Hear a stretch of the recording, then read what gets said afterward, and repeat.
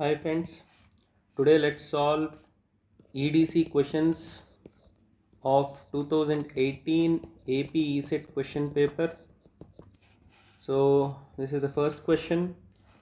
So 1 electron volt of energy is equal to, so 1 electron voltage is equal to 1.6 into 10 power minus 19 joules. This is a standard question. If you observe, this is your option. Next, in a semiconductor diode, the barrier potential offers, observe the options, it will be opposing the majority charge carriers in both the regions. So if you remember the PN junction diode, so this is P type and N type. So at this particular junction, see the question, the barrier potential offers opposition to the majority charge carriers.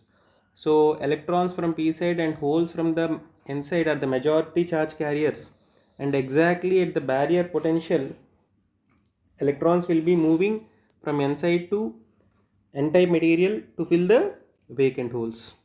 So only it will be providing opposition to the majority charge carriers in both the regions.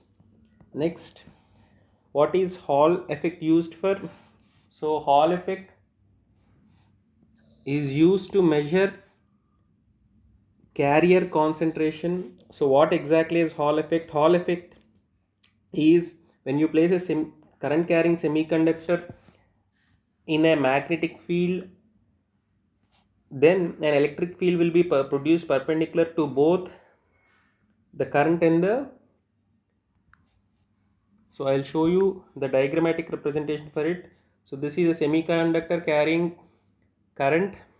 It is placed in a transverse magnetic field, then you have an electric field which is perpendicular to it. So Hall effect is basically used to measure whether the carrier density of the magnetic field. It also is used to identify what the type of the semiconductor, whether it is P type or N type.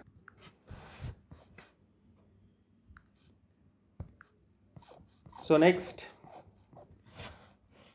the regulation of an ideal rectifier should be, generally, what is the formula of voltage regulation? It is the difference of no load voltage and full load voltage divided by no load voltage into 100. So voltage regulation, the definition itself is, it is defined as the percentage change in the regulated output voltage for a change in the load current from a minimum value to a maximum value. So ideally this particular value should be as small as small for an ideal rectifier and a filter circuit. So it must be zero in nature. Next, so the source terminal of a FET is analogous to which particular element? So it is analogous to emitter. So if you remember, this is how your transistor will look. Similarly, if you draw a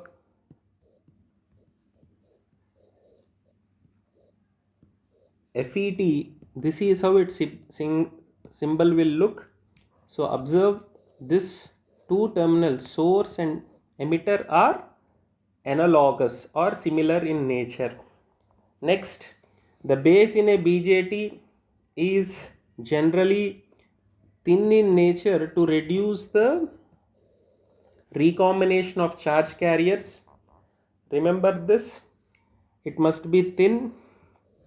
Next, the doping also must be low. So remember, emitter, base, collector. So if you observe this, of all the base must be lowest. Okay. Next, when compared to a bipolar junction transistor, JFET will be having lesser voltage gain.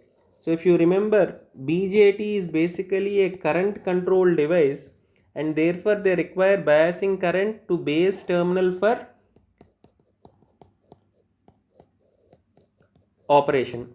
Whereas these FETs are voltage controlled, and they only require voltage applied to the gate to turn the FET either on or off. So they do not require biasing or of operation. So remember, voltage gain is higher in BJT compared to JFET. Next, the maximum efficiency of a class B amplifier is 78.5. Remember, conduction angle in a class A is 360, in B is 180 degrees, C is less than 90, AB is in between 180 to 360. Remember, the efficiency range is 25 to 30 in class A amplifier. It is better or approximately 70 to 80% in class B amplifier, and it is greater than 80% in class C amplifier, and it will be between 50 to 70 in a class AB amplifier. So I will show you a comparison of these for better understanding. So try to remember the conduction angles and the efficiencies, because questions are very often asked on this particular concept. So try to remember this particular comparison table. Next,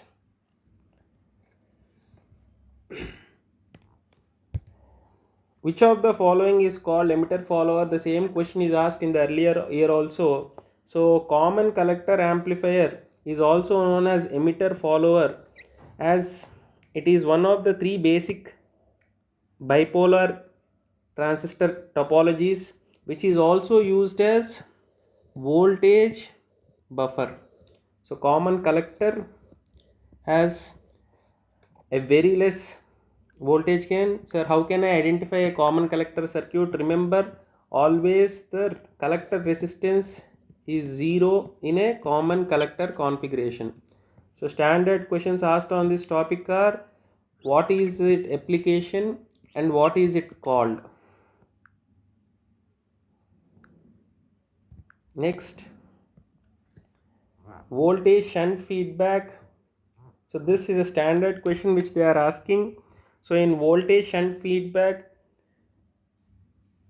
the output is V0, and I will show you it is basically a trans resistance amplifier. So see the diagram of it, how exactly it is. So voltage shunt amplifier will be having a block diagram like this. So you have V in and V0.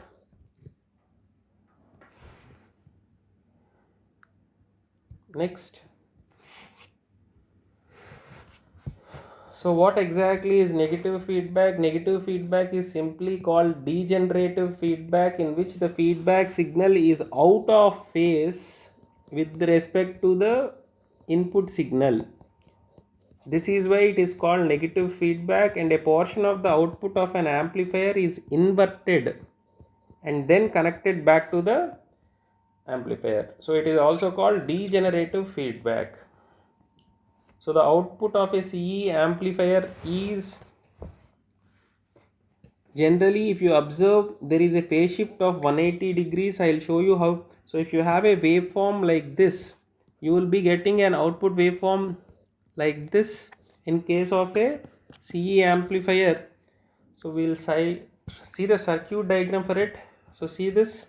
So you have VN signal which is 180 degrees out of phase with respect to input. So this is your CE amplifier. Next, what exactly is crossover distortion? This also we have discussed in the last question paper. Crossover distortion basically is observed in class B amplifier, and this is because both the transistors in class B amplifier are switched off at the same instant as the waveform crosses zero axis. So I'll show you the diagrammatic representation of this. So see this, at this particular junctions there is a change which is happening, and this is because of the switching action of the transistors at the zero axis.